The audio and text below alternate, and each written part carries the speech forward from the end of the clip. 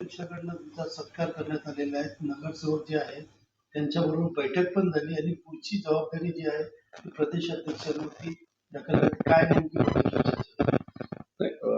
काल आम्ही आमचे प्रांताध्यक्ष हर्षवर्धन सपकाळ साहेब यांच्याकडे जे नवनिर्वाचित नगरसेवक जे आलेले आहेत, कांचन कुलकर्णी आणि सलीम सलीना शेख आणि त्याचबरोबर आमचे प्रभारी राजनजी भोसले साहेब, प्रदेश सरचिटणीस किशोर दत्त, मी स्वतः, आमचे जिल्हाध्यक्ष राजाभाऊ पातकरजी, सचिव सुरेंद्र आढाव, वर्षा शिकरे मॅडम व राजेंद्र तिवारी, आम्ही सर्व प्रांताध्यक्षांना भेटले आणि नवीन जे नगरसेविका निवडून आलेले आहेत त्यांचं माननीय प्रांताध्यक्षांना भेटून त्यांचा आशीर्वाद घेण्यात आला व नंतर एक ठराव करण्यात आलं आमच्या सगळ्यांतर्फे की राजन भोसले यांच्या कॅबिनेटमध्ये बसून आम्ही एक ठराव पास केला की जी परंपरा आहे काँग्रेस पक्षाच्या नियमाच्या अंतर्गत आहे ते की निवडून आलेले सर्व नगरसेवक बसून आपसामध्ये कोणताही निर्णय न घेता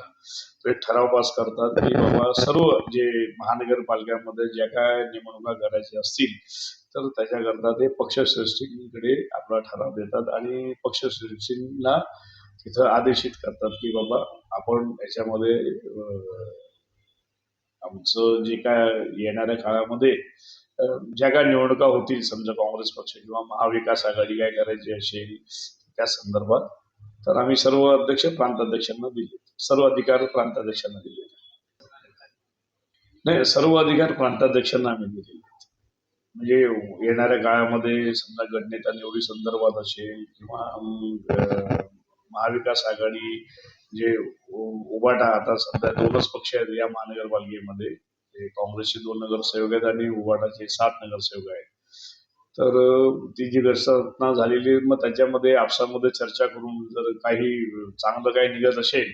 तर त्या संदर्भात ही चर्चा करून त्यांना आम्ही अधिकार दिलेत की योग्य तो निर्णय आपण घ्या.